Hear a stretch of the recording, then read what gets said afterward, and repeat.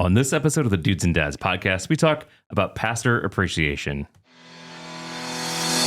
You're listening to the Dudes and Dads podcast, a show dedicated to helping men be better dudes and dads by building community through meaningful conversation and storytelling.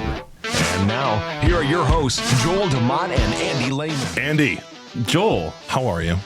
I'm excellent. I'm a little tired. It's been a long weekend, but I'm excellent. I'm going to say I'm excellent. You've had a lot of really amazing things actually happen here recently. Yes.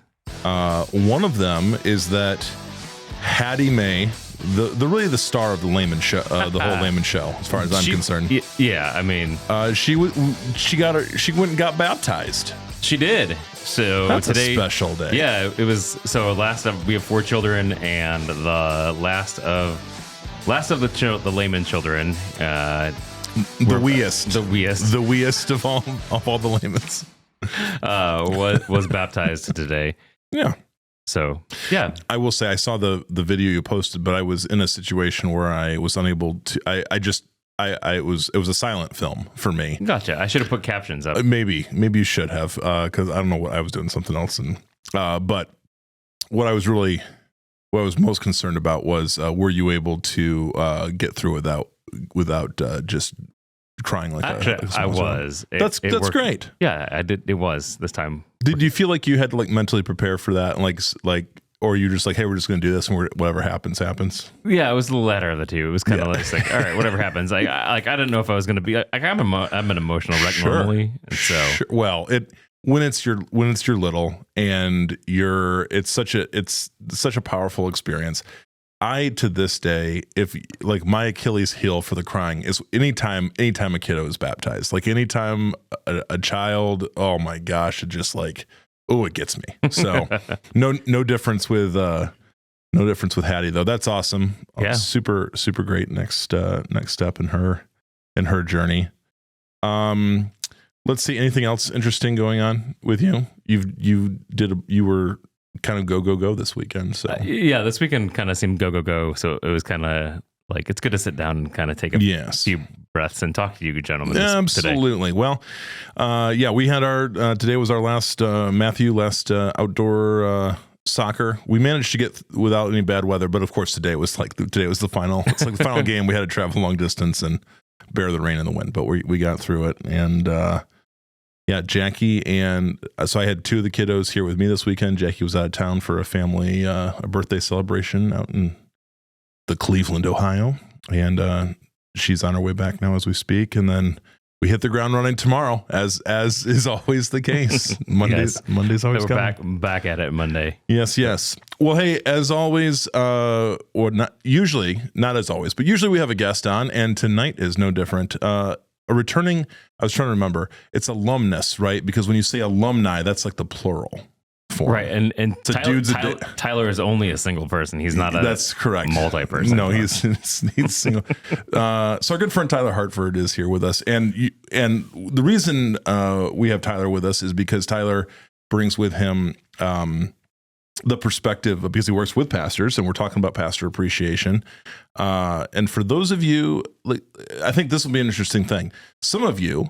We know our audience is kind of all over the place in terms of backgrounds and perspectives and all of that. And so some of you are like, pastor appreciation, like what's this all about? And some of you are church going folk and some of you are pastors. So we thought this is appropriate. The whole mix. So, but for those of you that aren't as familiar, I think even as we talk about pastor appreciation, it gives some insights into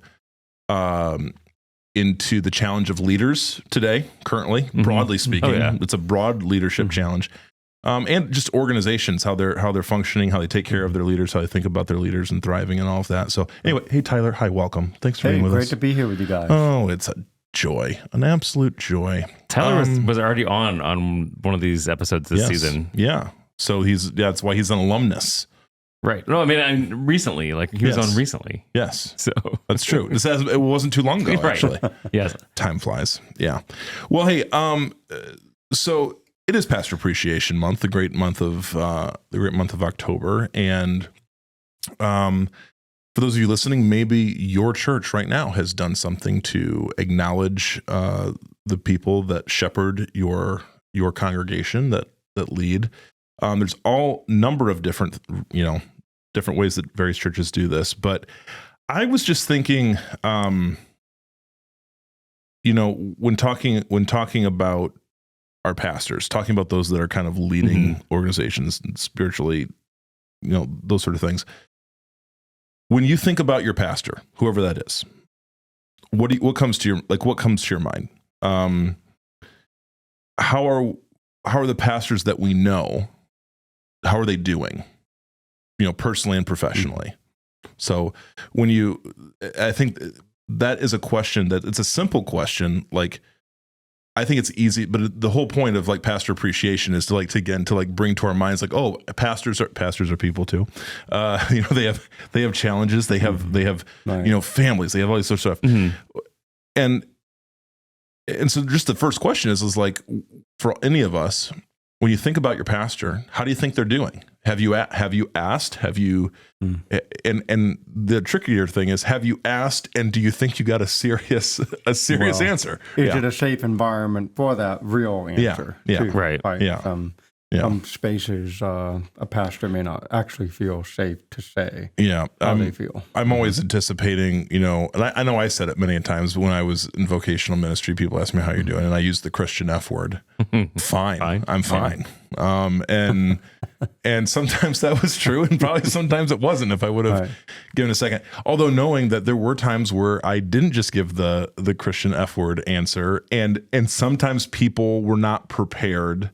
Correct. For what I would share with them, right? Like it was a little bit of a, so it's like, be careful what happens when you ask me to tell the truth. Right. So Tyler, in your role as someone who works with a network of churches, representing over 50 congregations, kind of all across Midwest, out East Coast, and then into the kind of the central heartland, I guess we could say. What is the farthest west? I'm trying, because you're out to the East Coast, but then Iowa. There's a gentleman we relate to out in California. But then I'm also part of a online huddle once a month with executive pastors across the nation, about 40 pastors. So serving in larger contexts. And this is why I think having Tyler in conversation, Andy, like as you and I talked earlier. And it gives us a bigger, broader scope of overall what's happening in the church, than really just what we're seeing here locally. So I guess, Tyler, maybe in the aggregate, as you think about these meetings that you for the last while now, between sitting with executive pastors who are, and leaders of various denominational backgrounds, all of that, and then also your leadership role within the Avana Network.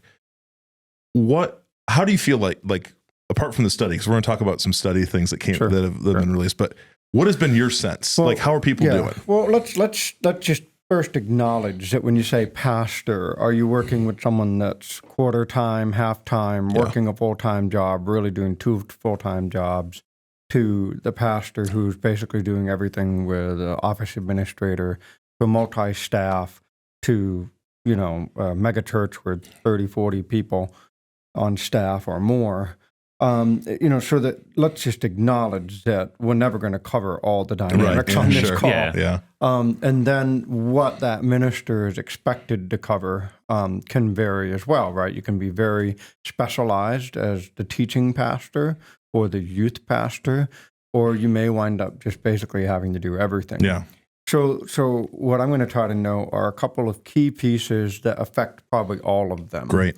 One is, let's face it, when we went to the pandemic, we trained people to find community online. And there's many who have learned that, frankly, I don't miss being in the gathered body. And so since churches are not businesses, they don't create products, they specialize in relationships.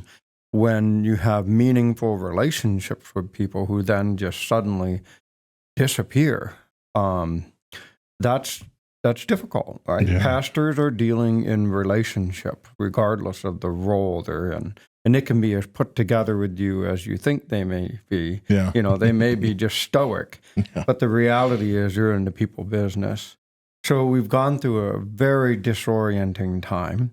Then those who have stayed engaged with the gathered body, there's been a lot of shifting. There's been alignment along more political silos in congregations. Yeah. So you'll see whole groups leave and just show up at another church because of the political landscape, the health landscape, et cetera. And then what you're also seeing is just like the baby boomer generation is pulling out of large sections of the marketplace, I'm seeing a large swath of baby boomer generation pastors stepping out. Yeah. So you have tremendous collective wisdom that have been at it for 20, 30, 40 years. And they're actually taking retirement in many cases at an earlier age, as opposed to in the past, they would stay in the pastorate and just kind of do the slow fade. Yeah. Yeah. And so you're just seeing a lot of shifts in the landscape. And one study I saw basically said that we have seen in the course of 2 to 3 years the acceleration of pastors leaving and congregational decline that you really would have expected after about 7 to 10 years. Mm-hmm. So it's a trajectory that was going to come in 7 to 10 years. It has already happened in 2 to 3 years. Yeah. So imagine being responsible for a business and your product is a certain kind of widget, and you've done the best you can, and in most cases, the relationship return on what you're doing in the congregation is far below what you ever thought it would be. It's quite distressing. Yeah. So pastors are also at a place where I think they're looking at, there's another election cycle coming. Mm-hmm. There is huge economic upheaval. Some congregations are seeing more giving, but others are seeing a real decline in giving because the disposable income is dropping. And then, of course, now we have this disorientation that's happening with the Russia-Ukraine war, the Israel-Hamas war. We can only absorb so many conflicts before we really start seeing something hit the markets and faith.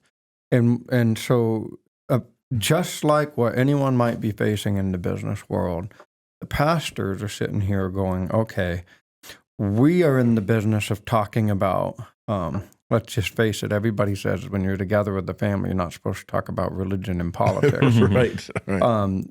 Pastors, that's their bread and butter. Not necessarily about political parties, but about lived out belief, right? Which is expressed in a sort of political way. Absolutely. I'm going to stop there and just say, I tried to paint a big picture and just simply say, that you're going to get a very different answer for each person, but just be aware that every minister is kind of feeling these pressures. Yeah. And whether they know it or not, that's a key thing. I do know some are just like, it's fine. Right. It's fine. It's fine. Yeah.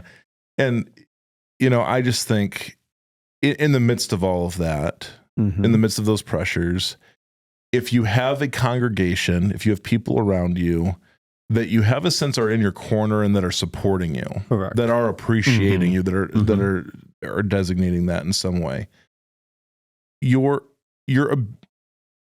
it fair to say that your ability to sort of weather those storms increases your certainly bandwidth to a certain degree increases? I mean, if you're to use a military analogy, I mean, if you're trying to go about a battle and you're not getting shot by your own people, you have a better chance at winning. 100%. 100%. And I was blessed to be in a congregation for 14 years where I really felt like I was not necessarily a target of people's frustration. I think, you have to ask them if they. But I hear horror stories. Right? Sure. And my wife is part of a group of several thousand pastors' wives on Facebook, and all they do is share how they can support each other when something terrible has been said. You know, maybe I should say this. I think that ministry is unique in the sense that some people wind up, you know, like you may have a trauma in your life that came from an authority figure that was acted against you. In just my presence in your life, speaking life into you, and sometimes saying hard things to help you be the better version of who you are. Right. I can put my finger in that wound and you can just deck me. But I'm not the one that caused that pain. Right. Yep. And I find that pastors are often on the front line there. They get sheep bite. Yeah. Yeah. You know, and it's not necessarily the fault of the pastor or the sheep. We're dealing in the healing business. Yep. I have to make it clear again, too. We see all the headlines of like spiritual abuse. We see pastors who step out of line. We hear about the Catholic priests, you know, like I'm a Protestant minister, but what is said about Catholic priests also sticks to us. Like, yes. Right. Like, but the reality, the average person on the ground that's a male, female pastor is really just trying to do the right thing and do the good thing and really want to see people thrive. Yep. And when you do that, you're going to get bit. Yeah. It's like a vet, you know, you're working with an animal that's wounded. You just, you know, the healing business is hard work. And, you know, Andy, I wonder, as maybe you and Julie have had this conversation at some point now that you have, you know, you have a wife that's entered into vocational ministry later on in life, and just having the conversation of what, like, because every individual, especially like every spiritual leader, like they receive affirmation differently, you know, like what, so like, would you be able right now to have a sense of like, in what area, like how, if someone were to ask you, come to you from the congregation, say, hey, how can we encourage your wife in the work that she's doing? Would you have an answer for that? Would you have a sense of like how to help that? Yeah. I mean, I think definitely words of affirmation are going to go a long way. Yeah. I mean, everybody experiences love and affection in different ways. I mean, that's why we have the 5 different love languages.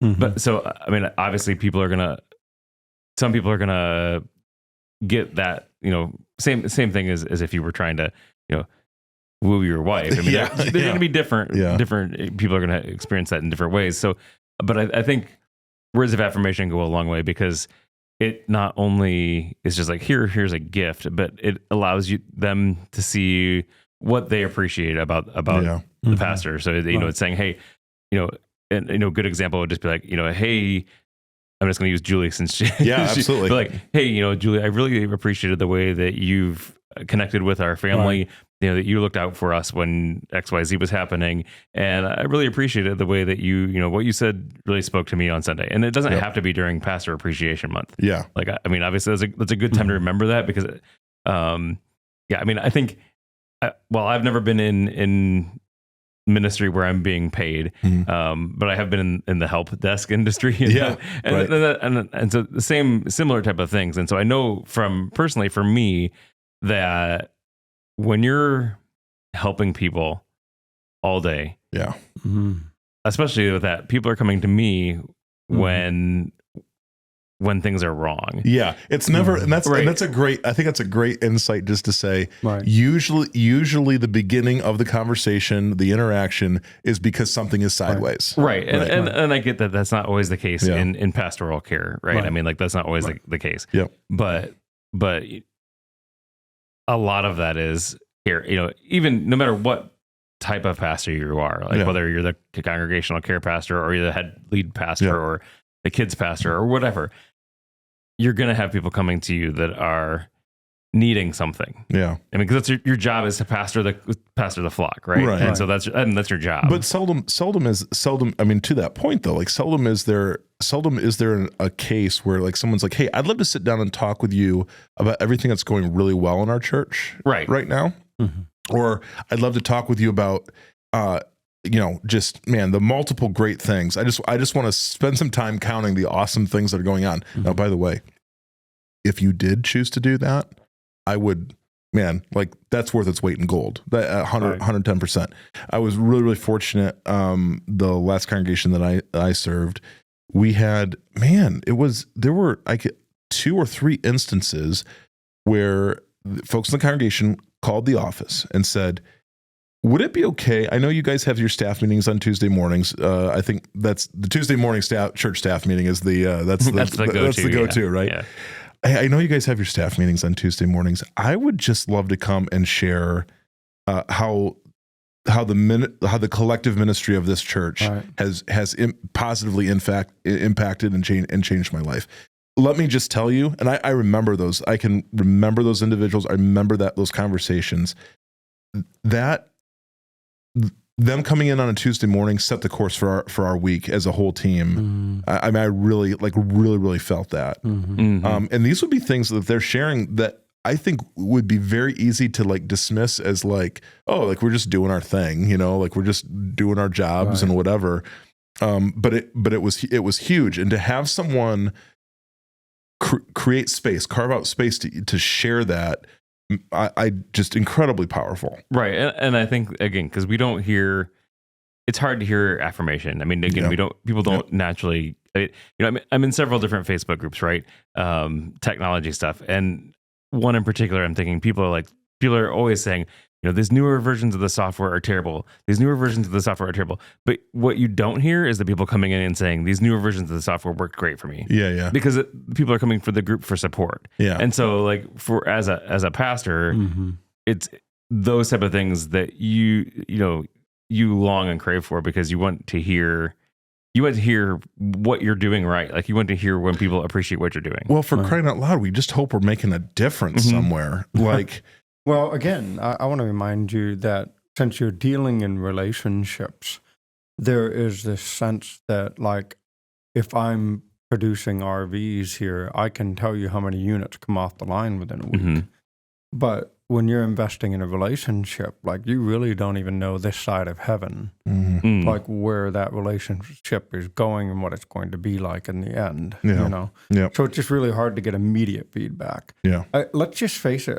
I know that we want to talk about some self-care pieces, but if I could just at least note that there's a couple of suggestions I could give that really actually just helpful for appreciation for not just pastors, but really anyone in your life. I mean, you're now an executive director of a nonprofit, Joel. Like, I'm now a director in a church network. It's fascinating because we're still kind of doing ministry, right? Yeah. But we're not necessarily on the radar of people now. Like we're not in the trench having people say, "I'm so glad you're shoulder to shoulder with me." We're kind of top level.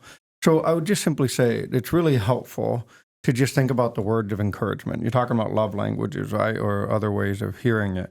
I have letters that I've kept for years that, just so great to have just this tickle file of places to go back and hear that somebody actually said something great to me. Regardless of what you do for work, if somebody shows healthy, appropriate love to your children, sometimes they can't say that to your face. But I had people who treated me really difficultly at times in church, but the way they expressed their care for my children or gifted things to them, it's just really special. When people remembered them as well, that's a powerful experience. Another piece would simply be like thinking about it, like giving sort of like experiential things rather than material items, taking them out to a meal. It's astounding how many pastors don't get invited to go out for just a regular meal where we're not talking about church. Everybody just assumes that pastors are so busy they can't do it. But the reality is many of them are starving for this regular relationship where there is no agenda. And you're just going and you're breaking bread together, having a nice meal. And again, these are appropriate things for really any profession, right? Right. Well, and I think too, one of the things that's hard about, that I've seen, that's hard about being in church ministry is for me and Joel, right? We go to work Monday through Friday.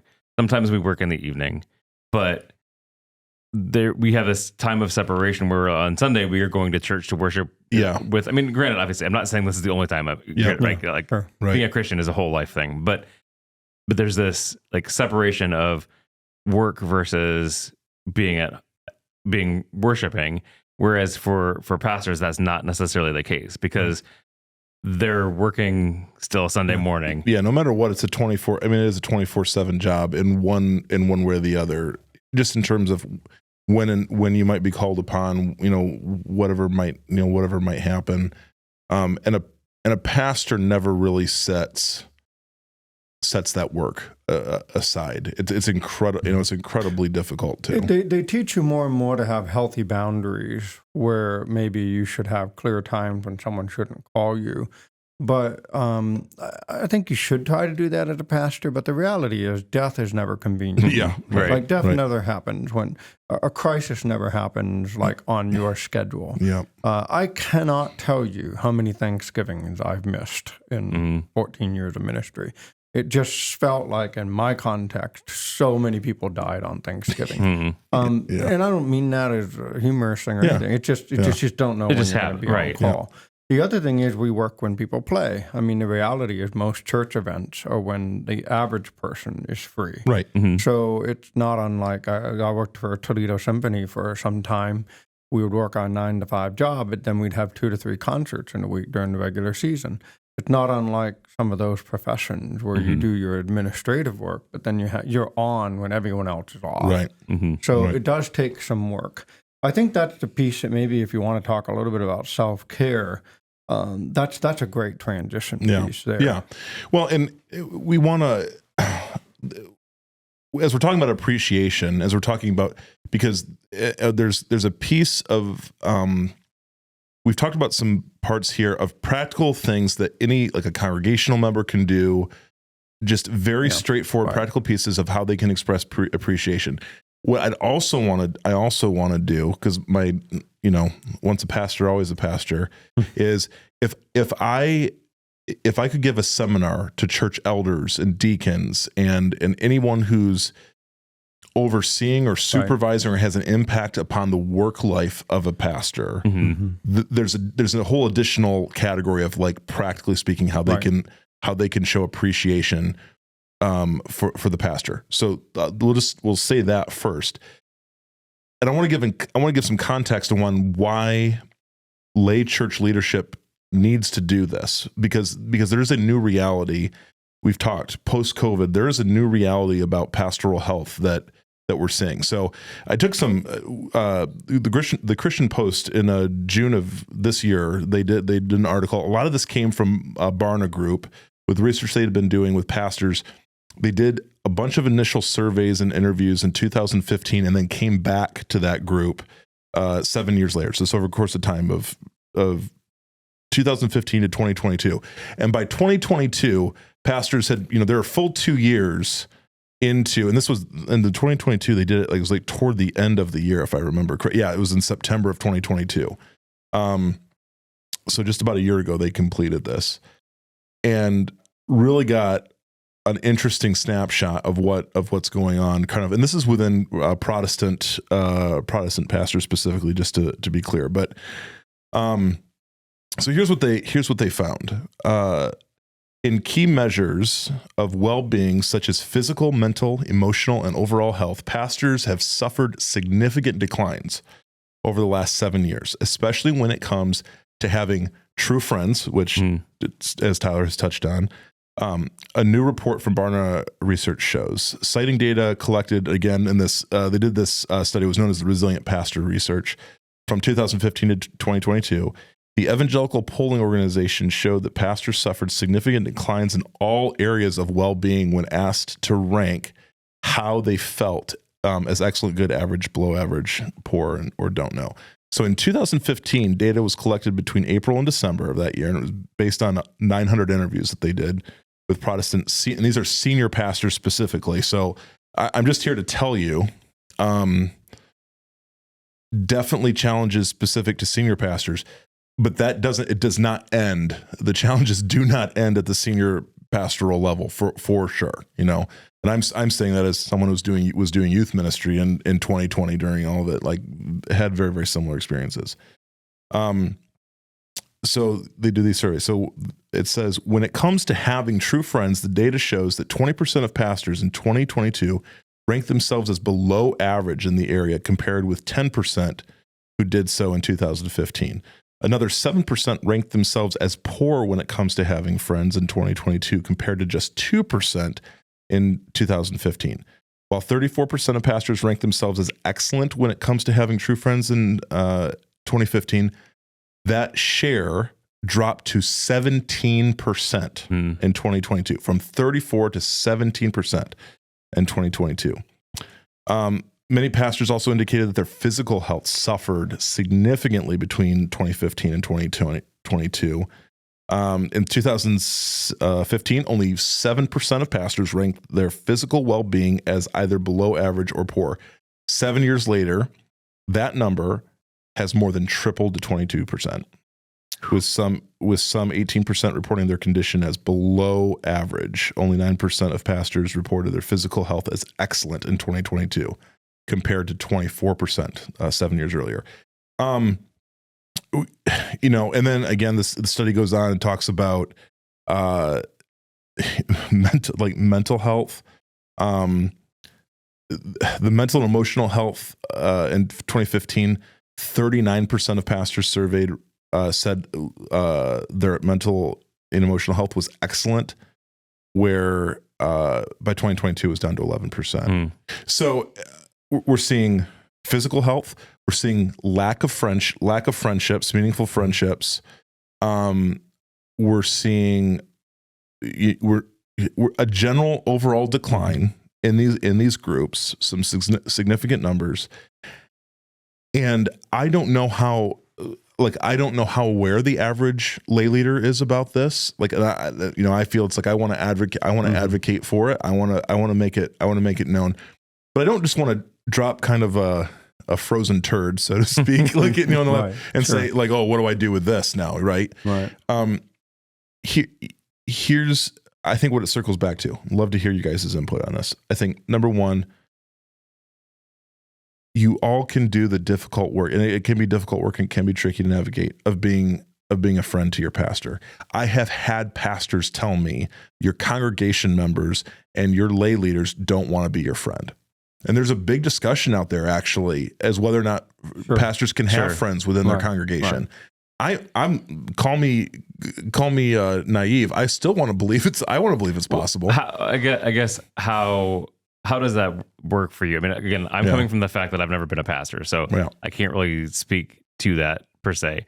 But like for you, how does that work? Because do you find that you need to necessarily guard yourself? That's the question, right? And in that case, then how do you become a true friend to said person? But at the same time, like, why can't you? Right. So so there's a few dynamics. Without getting too deep into the weeds, I would say number one, everybody wants to be your friend until you have a hard thing to say to them. Right. Sure. Right. Tell it like it is, Pastor. Come on. Tell it like it is. Tell it like it is. Tell it like it is. And they're like, oh, a little too close to home. That can turn things. The other thing is, it's like I have seen the absolute best of humanity in a pastoral role, and I have seen the absolute worst. I mean, things that are so dark and are so ugly that were perpetrated or endorsed or whatever by quote unquote normal congregational members, right? If someone asks me in the congregation, like, how are you doing? Like, what's up? It's like, first of all, there's things I just flat out can't share, just like any counselor or anybody, whatever. And there's always a little bit of that dynamic of that person who is trying to get to know me, knowing that there are things that I can't disclose. Like, that's always between us to a certain degree. That can be a challenge. So if that person is okay with that and comfortable with that, great. But if they're uncomfortable with there being that like X factor of unknown, because like Andy, with you and I, or shoot, with any of us guys here, the hope would be that we would be continually working in our relationships to be more and more transparent to even to levels of like uncomfortability and pain for the well-being of each other, right? Like that would be the sense. It's very hard to go to that place with congregation members. That is a challenge. The other thing I would say is sometimes when you do share the things that are the things that are bugging you, people don't know how to handle it. They don't, it's like, doggone it. I put my pants on one leg at a time, just like everybody else. I got, last year around this time, a little bit earlier, actually into the summer, like there was a thing with one of my kiddos that was really bothering me, and it was affecting a lot of things in my life. And I'll be honest with you, when people asked me how that was going, I don't know if I don't know if they knew how to receive that. I don't know if because I was like trying to be honest, with what the thing was that was in my life that was the most challenging, and and so it's kind of like, there's there are some landmines there. At the same time, I want to believe that I can have meaningful friendships with the people in my congregation. So how as people in your congregation, how can they support you through this? I mean, we've talked about cards and words of encouragement and even gifts. Yep. Like, what's that look like for the two of you? Even now, Tyler, you're not necessarily in day-to-day pastoral ministry, but you're still in it. You're still in it. Right. So what do those things look like for you? So here's what I think. So I'll say this, and then I definitely want to hear what Tyler would say. But okay. The way you can show appreciation to your senior pastor at a bigger congregation level. And so, by the way, this is like, if you are someone that's part of a church, and just even as a voting church member, this is an awareness you can have. If you're a deacon or an elder, you have some sort of role. This is what I would say. You need to lovingly, the way you can appreciate your pastor is to lovingly mandate certain rhythms of self-care into their life. So you're saying advocate for them, yes. As just church members, you Correct. Advocate for them to the board, to the staff. Raise your hand at the church meeting. Go, hey, when does Pastor so and so get their when is their sabbatical happening? What are we doing about that? Have we budgeted that? If you're on the finance, are we budgeting for a sabbatical? Are we budgeting for someone to do pulpit supply or whatever is needed while they're gone? So those be a hand. You can be a hand raiser and raise your hand and ask those questions. As an advocate for your pastor, that's one way to show appreciation.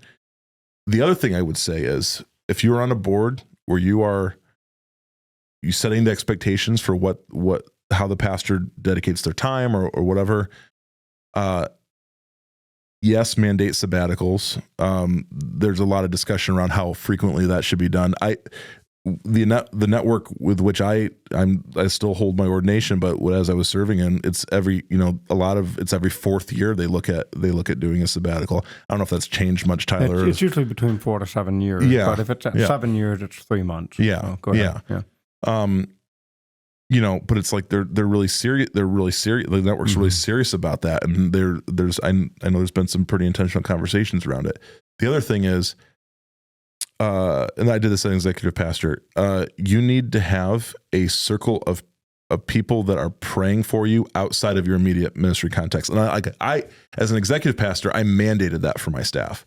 I said, you need to have 3 to 5 people that do not have a dog in the hunt in this local local congregation. Right. So this is a little bit outside of local congregation, but who you can share your prayer needs with, and they will do that. Well, and I think that's probably a better thing to have on the like outside of your local church. Yep. Because again, like, yes, you can be friends with the people in your church, but like you said earlier, Joel, like you have this confidentiality that you can't necessarily, and again, not saying that you should share. If it's like, hey, I'm pissed off at my senior pastor right now, I need you to pray for me. It's like, probably not a good thing. Maybe you should, no, but I mean, if you have your prayer circle, your prayer shield outside of your local congregation, then you can, not necessarily giving details away, because you still want to be confidential to who you're talking about, but you can open up a little bit more and say what you're struggling with and how people can pray for you in particular. So if you're an elder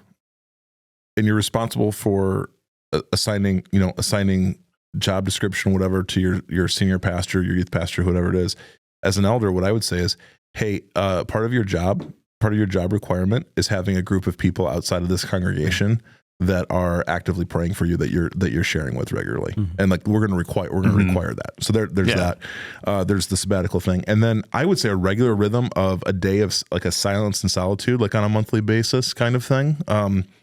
Some pastors that get, and again, as I'm saying this, I know that someone is hearing and going, you don't live my ministry life. Where's the time to do these sort of things, or I can't afford it. Here's the deal. Please hear me in all love and respect. You cannot afford not to do these things. Correct. The studies are in. Yeah. What I just read here is the result of unhealthy rhythms that have just been, the volume has just been turned up on them over the last few years, and we're looking at it. So the way you can appreciate your pastor is to sort of impose upon them healthy opportunities for healthy rhythms. Whether or not they follow through on it, that's going to be on them. But communicating to them, this is a value for us. We want to appreciate you in these ways, and we want to give you space, and we want to give you an expectation. Well, and I think another good way to do that is to mandate and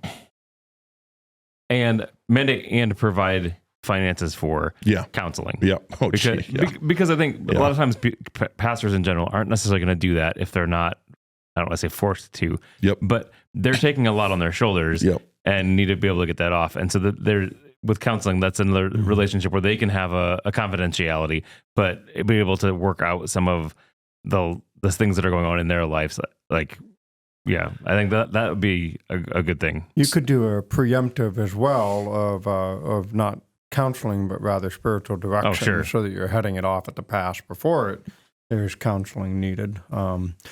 I know my church provided for me to meet with a spiritual director every month for probably 9 to 10 years, and that made a really big difference in being able to pivot in some really difficult times.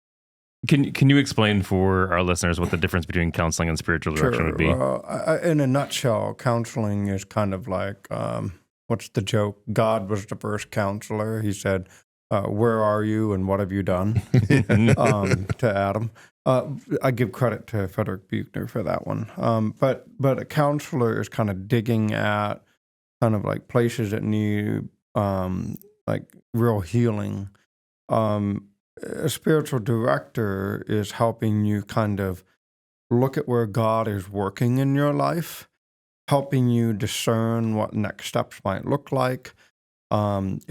I used to say with my spiritual director that my theme was chasing God's glory. And so my spiritual director was constantly helping me open my eyes to seeing how God is at work, even in difficult situations. He was not there to counsel me. He was there to ask questions that opened and unveiled and directed. He's like a listening partner, like helping you hear, kind of thing. It's a fine line, it really is, because a spiritual director can lead you into an area where you definitely you discover that you really do need some counseling. A couple of things that I would just note. One would be that in an environment where an open position used to generate 20, 30 or more applications, we're now seeing 1, 2, or 3 applications. So there just simply aren't a lot of people going into ministry for various reasons, the time and the pay. I mean, it's not a high-paying job for many people, and it's a lot of work, and it costs you. It costs your family. And so right off the bat, we're giving advice for pastors and for congregations.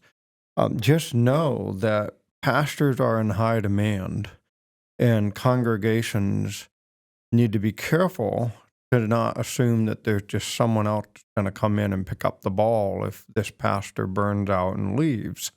It's really putting the weight on congregation to take care of the people that they have, and for pastors to take care of themselves. So I just wanted to note that's a key point. As far as like care, I think that if you're a pastor and you're listening to me, I was guilty of it. We all have blind spots where we just kind of think that we're functioning really well, but we're not. We're functioning out of tiredness or the last dregs of the bottom of the barrel. And it's helpful to remember what my mentor told me, 83-year-old Dan Slaybaugh. He said, listen, like the Holy Spirit was at work before you showed up. He's going to keep working when you die or when you leave. Don't think you're the Holy Spirit. Like, it's kind of in line with Joel saying that you can't not afford to take that time off or to reorient. If you're pouring into other people, you must take breaks. My congregation gave me a weekend away every quarter, and you have to learn to step out of it. Yeah. Because it will be removed from you if you don't learn to step out of it. And when we're seeing that roll out all around, a dear friend just had that happen a couple weeks ago, burned out, tired, said things that they never intended to say in meetings, and wound up having to step out. Everything is fine until it's not. Right. And that's Sure. And that's how it goes. I think for anybody listening, wherever you are, if again, congregation member, church leader, pastor, whomever, there's all this work that all of us can do together. There's good preventative work that can be done. There's agreements that we can come to, where we say, hey, all of us together are going to promote the longevity and the health of the ministry that we're engaging in. And that means appreciating each other and in very practical, specific ways, having built-in rhythms in which we do that. There's a month dedicated to it, but man, oh man, a card of appreciation. When I served here at Clinton Frame, there are a few individuals here. Their ministry is card writing. Tyler, same deal. I have those saved. There's a box that I keep them in. I just opened them up. Oh gosh, it was last month. I was like, there was this whole, I've got this whole crate of cards. Even it was my last sermon that I preached here a few years ago. Just cards upon cards. Man, oh man, really, really powerful, meaningful stuff. So there's the practical things. There's also the structural, whether you want to call it job description sort of things, things like that we can do just to show that we appreciate the pastoral role in our churches, and that we understand that while this person has a unique gifting and a unique call, they are human just like the rest of us, and that they have needs just like the rest of us. So, friends, I hope that's what you hear. I hope that's what you encounter. If maybe you're in a situation where that is not the reality right now, then affect change. Raise your hand. Ask some questions. Ask how pastors are really doing. Do what you can do to make a positive impact in that area. Yeah. And kind of in closing, I know you're beginning to wrap up. I'd just like to make this offer that if someone's listening to this that's in ministry, or someone is a ministry leader working with a pastor, and they'd like to talk to somebody outside of their context, feel free to reach out to Dudes and Dads, and they can pass that information to me. I've met with a number of pastors outside of my context, and I love to make those connections and walk with them, or leaders. Yeah. I just want to give one last little pointer. Evaluations. Just consider that if you're working with your pastor and you want to make it a great experience, consider using something like an appreciative inquiry method. Ask what's going well. Yeah. What are the strengths? Yeah. What are the places that you dream about for this ministry? Where are your challenges? Boy, I tell you, it's a lonely place when you're the only pastor and suddenly it's review time and all the questions are about ways that maybe you're not picking up the ball, especially if they do a survey of the whole congregation. Yeah. You're just basically inviting a shooting gallery, you know. Yep. So just consider even just the way your structure is set up to work with something like an appreciative inquiry process. Yep. It's just a game changer. It really is for the congregation and the leader. Yep. Thanks for having me on. It's Yeah, just Todd, been a man, pleasure. thanks for It's joining great. us. It always flies. Always great. And so glad that each and every one of you were able to join us this time around. As always, you can head over to dudesanddadspodcast.com. We'll have the show notes there. We'll connect you with Tyler. We're always available to have a conversation. Always love that. dudesanddadspodcast@gmail.com for all your emails. 574-213-8702 for your voicemails. We love those voicemails. We don't get them enough. We need more voicemails. More voicemails, Let guys. this be voicemail. Let's let this be the voicemail month. Let's do it. The month of voicemails. The month of voicemails. Okay, well, hey, friends, thanks for joining us. And until next time, we wish you grace and peace.